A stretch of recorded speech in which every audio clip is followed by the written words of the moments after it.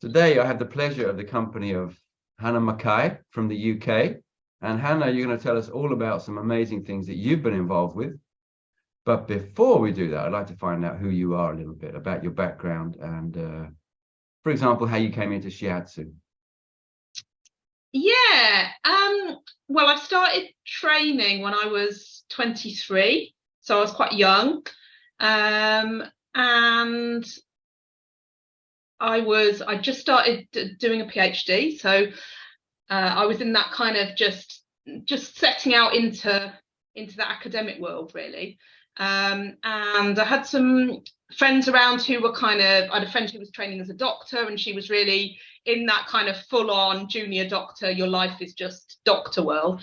So she said, let's do something different for a weekend. Let's look out for something. So I spotted this card that was in the health food shop saying an introductory day for Shiatsu. So I said to her, I found this be good. Shall we do this for the day? And then when it actually came to the day, she couldn't actually come because she'd got her car broke down and Oh. So I asked another friend if she wanted to come with me instead, and my partner at the time came as well. And then both, so really it was just to do like something interesting for a day. And then both my friend and I both carried on and trained as a Shiatsu practitioners and still are Shiatsu practitioners today. So And that was in London, right? British School. No, in Sheffield. Sheffield. Yeah. Are you from Sheffield? No, I'm originally from Derbyshire, and then I grew up quite a bit of time in Peterborough. So, but that was with Kate Burford. So we were in her first class, she's still a Shiatsu teacher now. So you were in Kate Burford's first ever class? Her first like training, yeah. Wow, so amazing. It was me and my friend Zoe Pirry, who did a PhD in Shiatsu as well. Oh, how wonderful. So you could that was our Zoe. little gang there going, yeah. Fantastic. And do you still hang together, you three? Do you still connect? I haven't seen Kate for a while, have a little bit of, social media chat, but I'm still in good contact with Zoe. Yeah. We'll come back to Zoe's name because she did some interesting work research-wise, didn't she? Sure, yeah. And that's really where I would like to go first. Just branching off from Shiatsu a little bit, you are one of the people with an academic background and academic skills and research skills. So tell us a little bit how that worked out for you.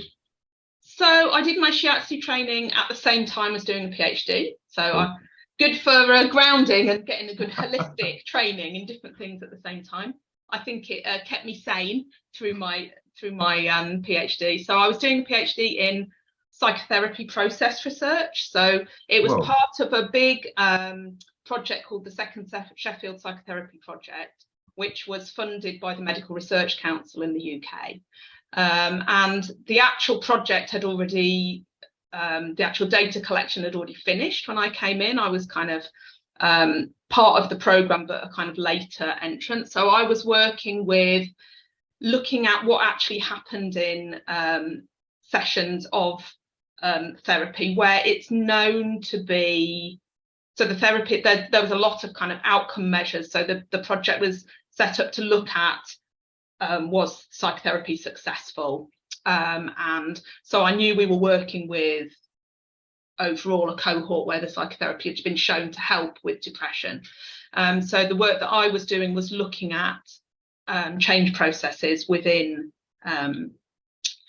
helpful sessions, and particularly around people's emotional experience. And it was from audio tapes. So it wasn't from looking at them, but it's from like mainly kind of vocal quality, what people were saying.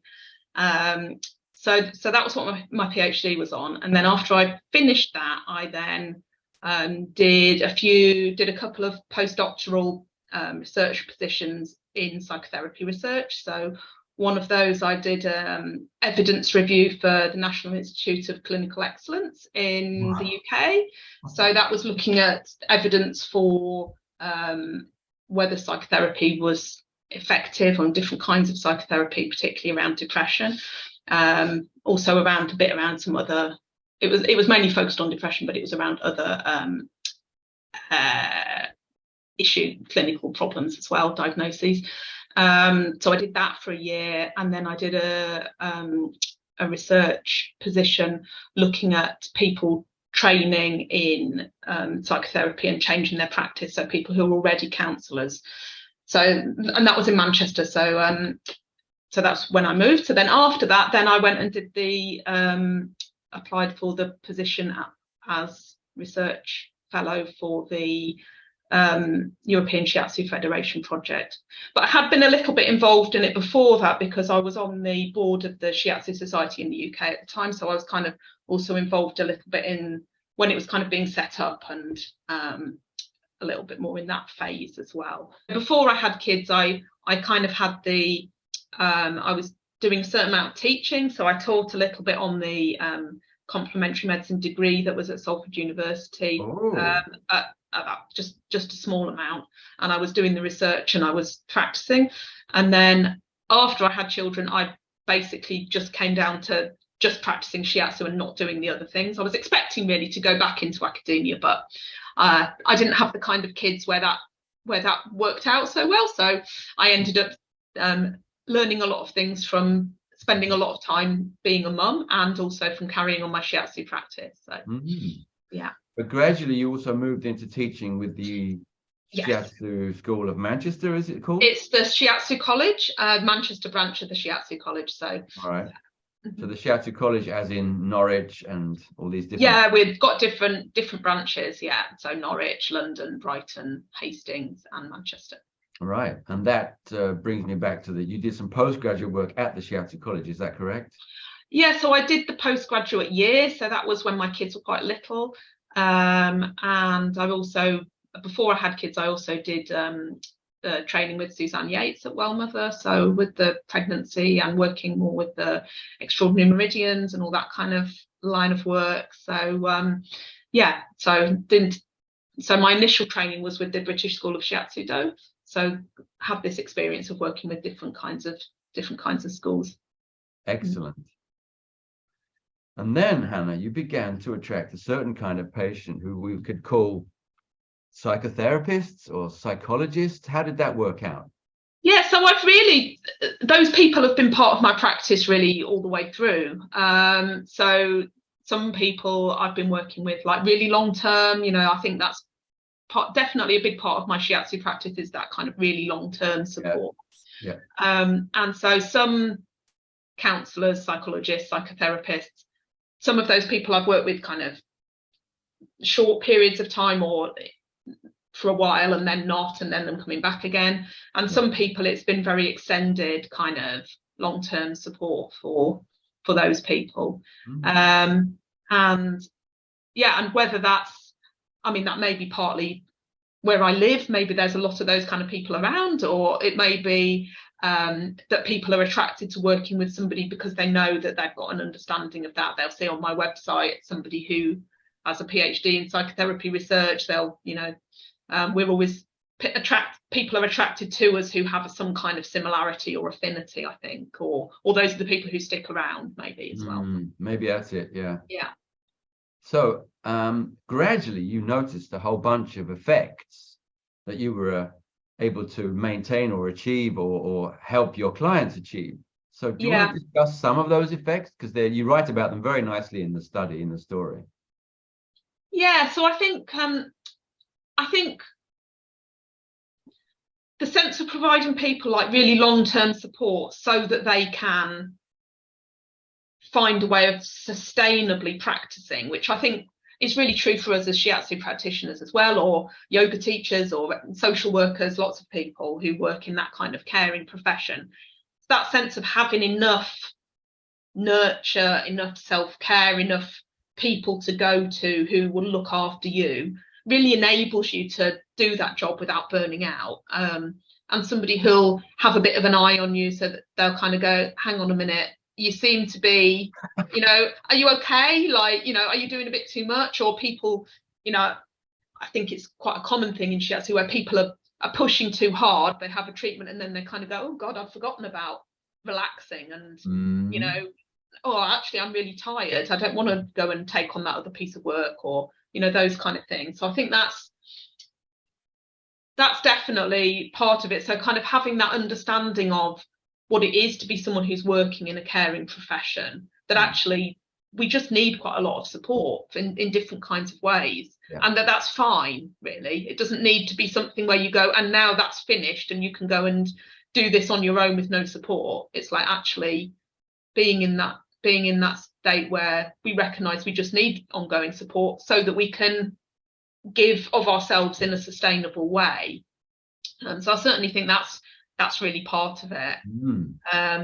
And then coming back to the body as well, it's like people have a certain awareness of the body. People who practice as counsellors and psychotherapists, it's a bit variable, but I think certainly kind of really being with the physical experience is something that we can really bring, because we know more about that perhaps than people from their practice who are psychotherapists.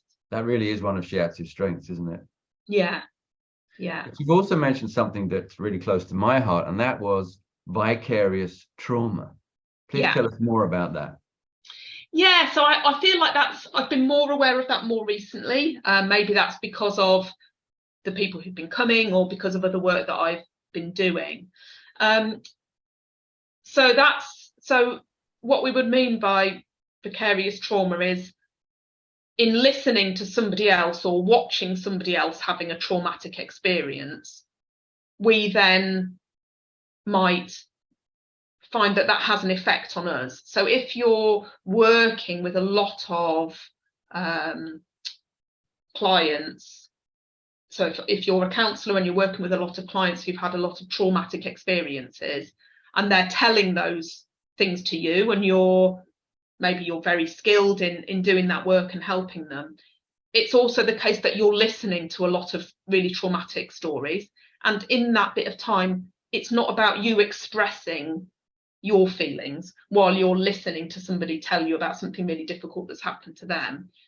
So there's a kind of bit of a traffic coming this way, and maybe not so much of an expression to balance that up. And what that can mean is sometimes it feels like there's a kind of a lot of mapping of that trauma into the counsellor's body. So whether that's actually a kind of a dissociative upward Shen disturbance kind of move, or whether that's a kind of closing in, tightening kind of thing, there's something about carrying that with you, and maybe you're not that aware of that. So I've worked with some people who've been quite facing into clients who've had very, very difficult experiences, and like actually there's only so much of that work that you can do without burning out, really, as a psychotherapist, I think, or probably also as a Shiatsu practitioner. But we don't tend to be working in those places where it's just lots and lots of people with those kind of experiences. For me, in my practice, there's a variety of people that I'm working with, so it's not such a strong experience. And also we're not listening to people's story as much as somebody who's a therapist, I think we're a bit more active, aren't we? We're actually working with the energy as it moves, as the story evolves. We're dealing with the separate parts of it energetically as we treat. Yeah, and I think also while we're physically treating somebody, we've got the opportunity to go, oh, hang on, let me come back to my hara. I've gone out of myself here. Let's, oh, okay, well, I really need to, like, for me, maybe I need to do something that's like down on their feet, because actually I need to ground, we can bring ourselves in, and then we forget, and then we remember again to kind of come back into the hara and come back into the body, and not to go with that kind of dissociative part that goes out. I'm imagining people who are psychotherapists have their own ways of doing that as well. Of course, they have a lot of skill in that as well, but we perhaps bring something slightly different. And we can then model that with our clients of how it actually is to really be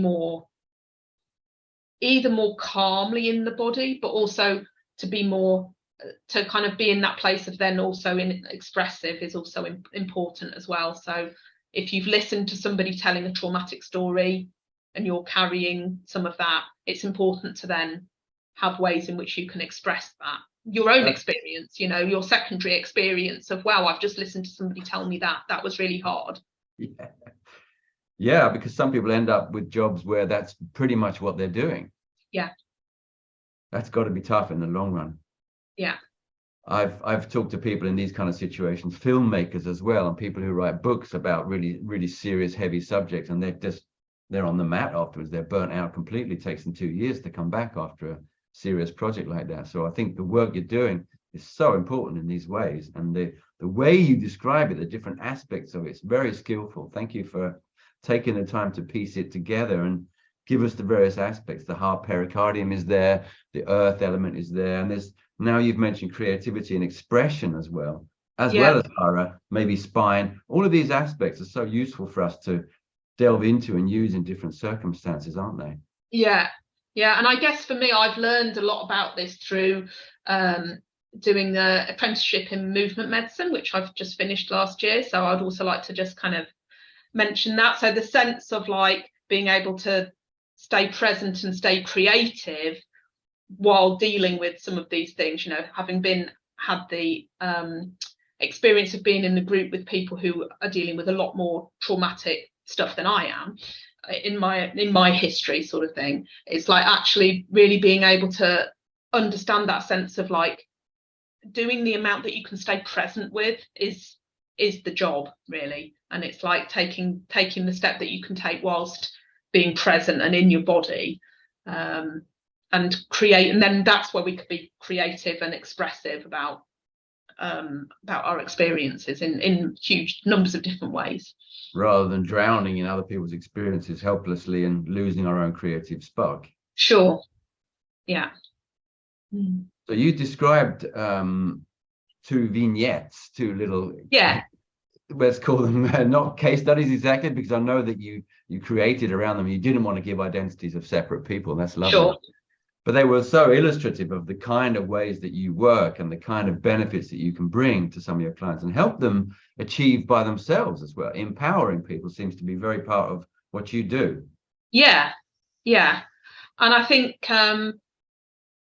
so I think like seeing empowerment as not being sort of different from still being supported, you know, it's like actually kind of going, yeah, well, this might be something that's really great to keep working with me, and then also like there are some things to move forwards with, you know, like different things that you might learn, whether that might be something that's a bit more akin to, you know, shiatsu, like kind of qigong or exercises, things like that might help with the embodiment, or using points yourself, you know, that kind of thing.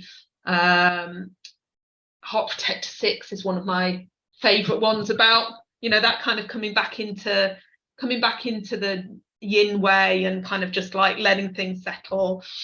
So yeah, I would say that empowerment, and I think like being able to kind of explore some of the physical manifestations with somebody. So being able to, for example, notice the posture that they take when they're telling you about something that's difficult, and being able to kind of go, like, you kind of really come out of your center there when you're talking about that thing.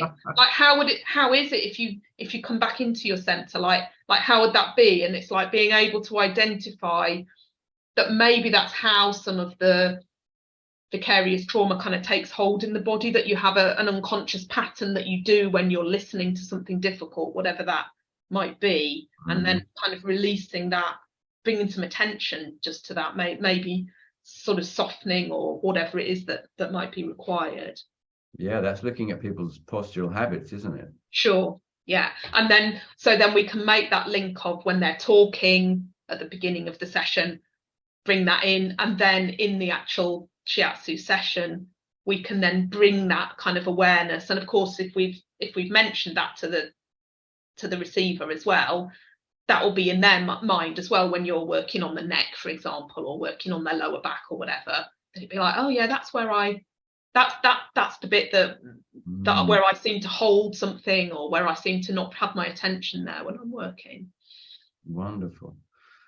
I really like the way you put this project together, because it's not as if you've gone out somewhere and looked for a set of clients. This set of clients kind of somehow attracted itself towards you, and you've looked at the ways that you can work together, and then in a sense summarized it for us.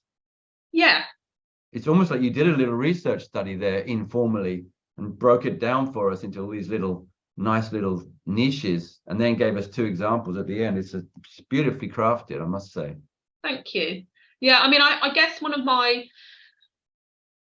intentions with doing that is to kind of try and provide some kind of description for Shiatsu, maybe as it's more commonly practiced, which is not so often about being in a hospital or being with a particular set of people with a common diagnosis. It's like when we're in private practice, people kind of come, and certain ones might be attracted to you or to me, and like to kind of go, okay, well, when I've been working with a number of those kind of people, we can distill something maybe from it, or we can learn something that, you know, that we might be able to take forward. And I think, you know, my experience teaching at the Shiatsu college as well, when we have our clinic days where people come in and have treatments from the students, you get quite a lot of psychotherapists and counsellors there as well. So I think it's like, actually it's something that people kind of appreciate as a, you know, as something that could help them.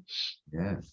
I love the way you used the word distilled there. That was beautiful, like distilling some kind of essence down of a group of experiences. Not everybody has that skill, Hannah, so that's a really special thing to be able to do. Thank you. So look, we've got this project ready to go out. This is our interview together. Do you have any final thing to tell us about your vision of Shiatsu, where we can go and the things that we can build on and what we could do moving forward? What kind of special things do you see as our way forward, or parts of it?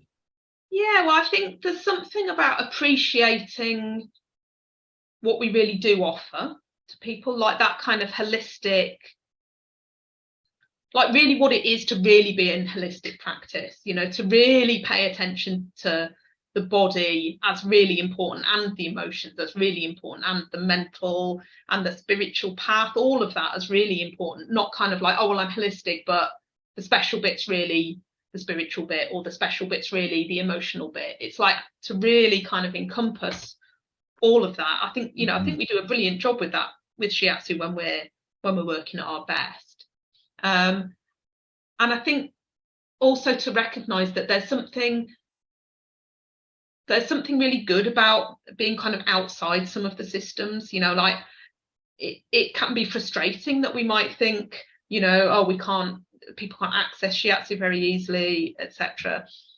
But actually it means that we're not constrained in certain ways that we would be if we had targets that we were supposed to be meeting, or, you know, if we were working in, you know, the health services struggling a bit in the UK at the moment. I don't know about other countries, and it's like, actually we're not directly involved in that, so actually we've got a little bit of space to make sure that our practices are sustainable for us, you know, rather than being overwhelmed by, well, here are all these people and we've got to try and do something straight away. So I think kind of an appreciation of what it is that we do offer and what it is that we do have, even if there are also frustrations about where we're not able to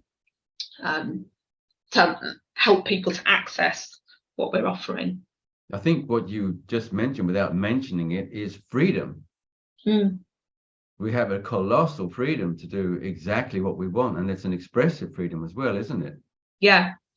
And I think that, you know, the fun of, for me, the improvisation, like the physical improvisation every time, it's like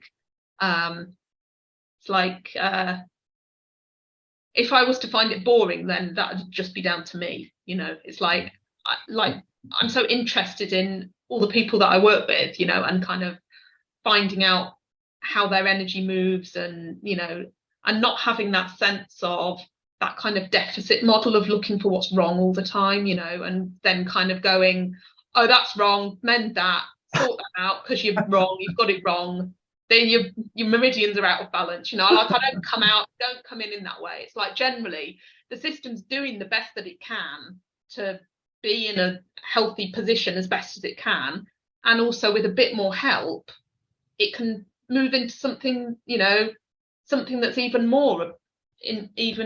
towards a more healthy kind of balance. but not having to work in that kind of model where you say, well, what's wrong with this person? How badly wrong is it? How much do they deserve to have any treatments? You know, I remember one of my very long-term clients started to kind of feel better, and then she was worried that she wouldn't really be allowed to come anymore if she got better. And I said, oh, you can just come forever. If you get to the point where there's really nothing wrong, then you can definitely have Shiatsu in service of everything else that's going on in the world. If you're really so sorted, then I love that. I got to that point yet, but maybe one day. Well, Hannah, this is beautiful because it illustrates how enormously broad Shiatsu is, how many uses you can put it to, and each individual therapist will do what they do, right, as they develop.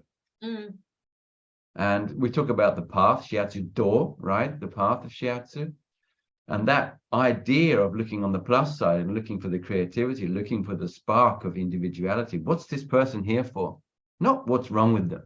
What's their potential? What could they achieve if I just help them a little bit here, a little bit there, if I'm there to support them? I think you really embody that, Hannah, beautifully. Thank you.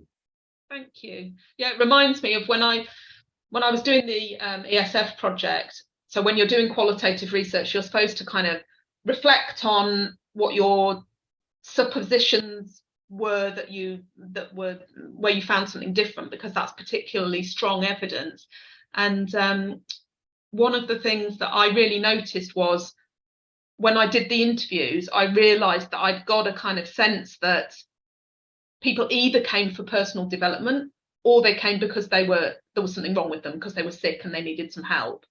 And having spoken to the clients who I spoke to in that project, I realized that that's what I thought and that it was wrong. And that actually people who come with major kind of problems, that's part of their path and leading them towards their healing and something else emerging.